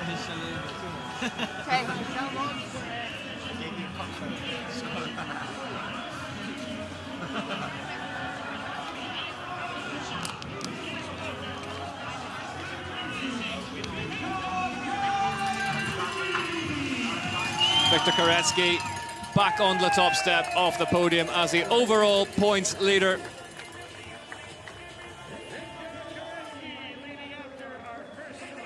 Class act. Class of the field today. Went long in the end to get that victory over Christopher Blevins. Blevins put up a brave defence, but there was no stopping the man from Béziers.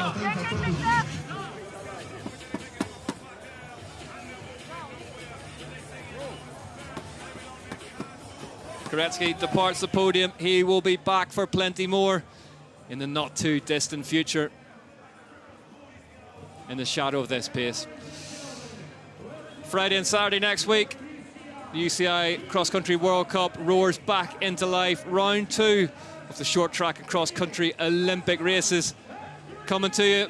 And if they're anything as good as that, which I suspect they will be, they'll be worth watching.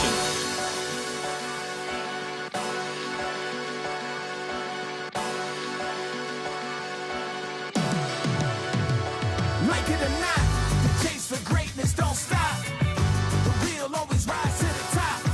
For the trophies and not for the props. We all we got.